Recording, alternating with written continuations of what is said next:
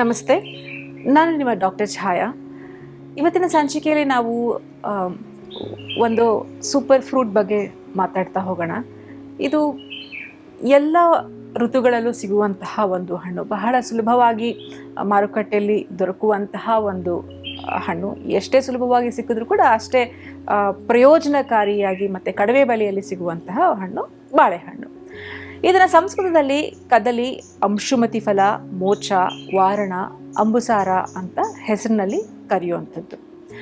ನಮ್ಮ ಆಯುರ್ವೇದ ದೃಷ್ಟಿಕೋನದಿಂದ ಈ ಬಾಳೆಹಣ್ಣಿನ ಬಗ್ಗೆ ಏನು ಹೇಳಿದರೆ, ಇದರ ಗುಣಧರ್ಮ, ಔಷಧೀಯ ಗುಣಗಳು, ಯಾವೆಲ್ಲ ಪ್ರಕೃತಿಯವರು ಇದನ್ನು ಸೇವನೆ ಮಾಡಬಹುದು, ಯಾರು ಸೇವನೆ ಮಾಡಬಾರದು, ನಮ್ಮ ದೇಹದಲ್ಲಿ ಯಾವೆಲ್ಲ ಧಾತುಗಳಿಗೆ ಇದು ಒಳ್ಳೆಯದು, ಈ ಯಾವ ಲಾಭಗಳು ಉಂಟು ಮತ್ತು ಯಾವ ದುಷ್ಪರಿಣಾಮಗಳಿವೆ, ಇವೆಲ್ಲದರ ಒಂದು ಸಂಪೂರ್ಣ ಮಾಹಿತಿ ಇವತ್ತಿನ ಸಂಚಿಕೆಯಲ್ಲಿ ನಾವು ತಿಳಿದುಕೊಳ್ತಾ ಹೋಗೋಣ ವೀಕ್ಷಕರೇ.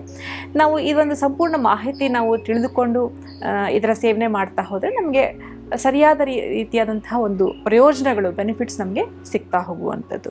ಹಾಗಿದ್ರೆ ಬನ್ನಿ, ಈ ಒಂದು ಹಣ್ಣಿನ ಗುಣಧರ್ಮ ನಮ್ಮ ಆಯುರ್ವೇದ ಶಾಸ್ತ್ರದಲ್ಲಿ ಏನು ಹೇಳಿದ್ದಾರೆ ಅಂತ ತಿಳಿದುಕೊಳ್ಳೋಣ.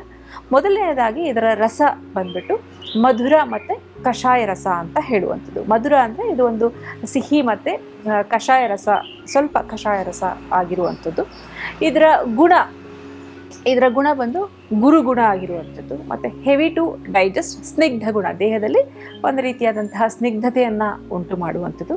ವೀರ್ಯ ಬಂದು ಶೀತವೀರ್ಯ, ನಮ್ಮ ದೇಹಕ್ಕೆ ಒಂದು ರೀತಿಯಾದಂತಹ ತಂಪನ್ನು ನೀಡುವಂಥದ್ದು.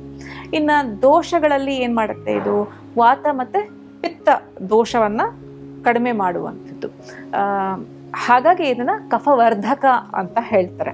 ಕಫವರ್ಧಕನ ಹೇಳಿದೆ ಗುಣಗಳಲ್ಲಿ, ಇದು ಮಧುರ ಗುಣ ಆಗಿದೆ, ಗುರುಗುಣ ಆಗಿದೆ, ಶೀತವೀರ್ಯ. ಈ ಮೂರೂ ಕಾರಣಗಳಿಂದ ಈ ನಮ್ಮ ದೇಹದಲ್ಲಿ ಕಫವನ್ನು ಹೆಚ್ಚು ಮಾಡುವಂತಹ ಕ್ವಾಲಿಟೀಸ್ ಈ ಹಣ್ಣಿನಲ್ಲಿ ಇರುವಂಥದ್ದು. ಹಾಗಾಗಿ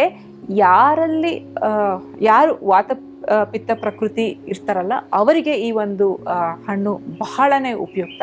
ಹಾಗೆಯೇ ವಾತಪಿತ್ತ ವಿಕೃತಿಯಿಂದ ಉಂಟಾದಂತಹ ಕೆಲವೊಂದು ಕಾಯಿಲೆಗಳಲ್ಲೂ ಕೂಡ ಈ ಹಣ್ಣನ್ನು ಬಳಕೆ ಮಾಡುವಂಥದ್ದು. ಹೇಗೆ ಗೊತ್ತಾಗುತ್ತೆ ನಮಗೆ ಕೆಲವೊಂದು ವಾತ ಸಂಬಂಧಿತ ಕಾಯಿಲೆಗಳಿದೆ ಅಂತಂದರೆ, ಚರ್ಮದಲ್ಲಿ ಒಂದು ರೀತಿಯಾದಂತಹ ಡ್ರೈನೆಸ್ ಇರ್ಬೋದು, ಕೂದಲಿನಲ್ಲಿ ಒಂದು ರೀತಿಯಾದಂತಹ ಡ್ರೈನೆಸ್ಸು, ನಿದ್ರಾಹೀನತೆ, ಒಂದು ರೀತಿಯಾದಂತಹ ಪ್ಯಾಲ್ಪಿಟೇಷನ್ಸ್, ಎದೆ ಬಡಿತ ಆಗಿರುವಂಥದ್ದು, ಚಂಚಲ ಮನಸ್ಸು ಇರುವಂಥದ್ದು, ಅನ್ನೆಸೆಸರಿ ಥಾಟ್ಸ್ ಬರುವಂಥದ್ದು ಇರ್ಬೋದು, ಮತ್ತು ಸುಸ್ತು, ಆಯಾಸ, ಕೀಲುಗಳಲ್ಲಿ ಒಂದು ರೀತಿಯಾದಂತಹ ಕ್ರ್ಯಾಕ್ಲಿಂಗ್ ಸೌಂಡ್ಸ್ ಅಂತ ಹೇಳ್ತೀವಲ್ಲ, ಆ ರೀತಿಯಾದಂತಹ ಸೌಂಡ್ಸ್ ಬರುವಂಥದ್ದು. ಇದನ್ನು ನಮ್ಮ ಗ್ರಂಥಗಳಲ್ಲಿ ಸಮೀರ ಜೀತ್ ಅಂತಲೂ ಹೇಳ್ತಾರೆ. ಅಂದರೆ ವಾತದೋಷವನ್ನು ಗೆಲ್ಲುವಂತಹ ಒಂದು ಗುಣ ಈ ಹಣ್ಣಿನಲ್ಲಿ ಇರುವಂಥದ್ದು. ಇನ್ನು ಪಿತ್ತದೋಷ ಹೆಚ್ಚಾದಲ್ಲಿ ಏನಾಗುತ್ತೆ, ಉದ್ವೇಗ ಆಗುವಂಥದ್ದು, ಸಿಟ್ಟು ಬರುವಂಥದ್ದು ಆಗುತ್ತೆ ಮನಸ್ಸಿಗೆ ಸಂಬಂಧಪಟ್ಟ ಹಾಗೆಯೇ ಕೈಕಾಲೆಲ್ಲ ಉರಿ, ಬರ್ನಿಂಗ್ ಸೆನ್ಸೇಷನ್ ಬರುವಂಥದ್ದು. ಇಂಥ ಒಂದು ಅವಸ್ಥೆಗಳಲ್ಲೂ ಕೂಡ ಈ ಹಣ್ಣು ಬಹಳ ಒಂದು ಉಪಯುಕ್ತವಾಗಿ ಕೆಲಸ ಮಾಡುವಂಥದ್ದು ವೀಕ್ಷಕರೇ. ಇನ್ನು ಈ ಹಣ್ಣನ್ನು ಯಾರು ಸೇವನೆ ಮಾಡಬಾರ್ದು ಅಂತ ನಾವು ನೋಡ್ತಾ ಹೋದರೆ, ಕಫ ಪ್ರಕೃತಿಯವರು ಅಥವಾ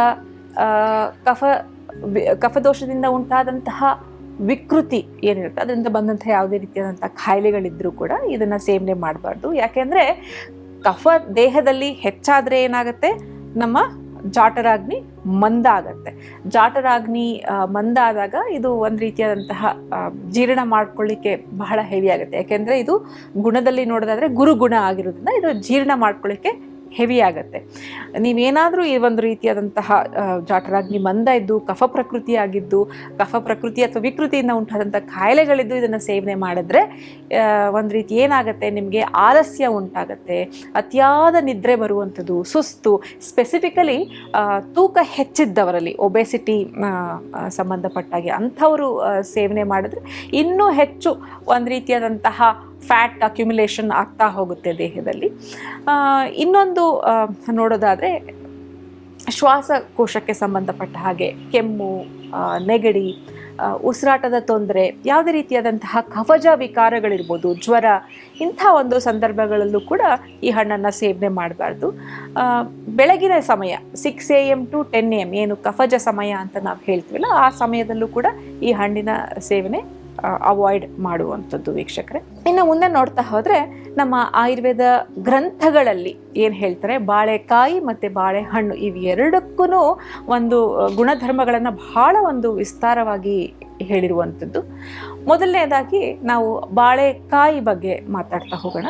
ಬಾಳೆಕಾಯಿಯ ಗುಣಗಳನ್ನು ಏನು ಹೇಳ್ತಾ ಹೋಗ್ತಾರೆ, ಇದು ಸ್ವಾದಿಷ್ಟ ಅಂತ ಹೇಳ್ತಾರೆ, ರುಚಿಕರ ಅಂತ ಹೇಳುವಂಥದ್ದು. ಮತ್ತು ಇದು ಶೀತವೀರ್ಯ, ದೇಹಕ್ಕೆ ತಂಪನ್ನು ನೀಡುವಂಥದ್ದು. ಮತ್ತೊಂದು ಗುಣ ವಿಷ್ಟಂಬಿ ಅಂತ ಹೇಳ್ತಾರೆ.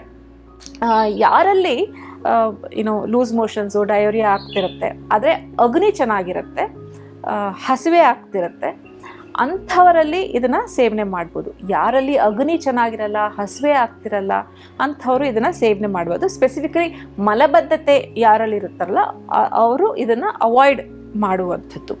ಇನ್ನು ಸ್ನಿಗ್ಧ ಗುಣ, ಈ ಬಾಳೆಕಾಯಿ ಸ್ನಿಗ್ಧತೆಯನ್ನು ಉಂಟು ಮಾಡುವಂಥದ್ದು.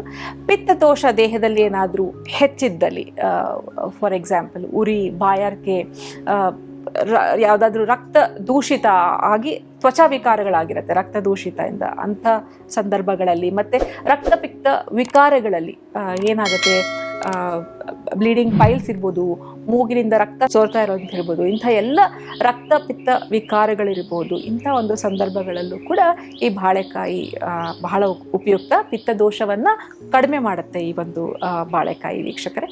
ಮತ್ತು ಇದರ ರಸ ನಾನು ಕಷಾಯ ಅಂತ ನಿಮಗೆ ಗುಣಗಳಲ್ಲಿ ಹೇಳ್ತಾ ಹೋದೆ. ಇದು ಸ್ತಂಭನ, ಕಷಾಯ ಆಗಿರೋದ್ರಿಂದ ಸ್ತಂಭನ ಅಥವಾ ಇದೊಂದು ಸ್ಟಾಪ್ ಮಾಡುತ್ತೆ. ಹಾಗಾಗಿ ರಕ್ತಪಿತ್ತ ವಿಕಾರಗಳಲ್ಲಿ ಈ ರಕ್ತನ ಸ್ಟಾಪ್ ಮಾಡುವಂಥ ಒಂದು ಕಾರ್ಯ ಬಾಳೆಕಾಯಿ ಮಾಡುವಂಥದ್ದು.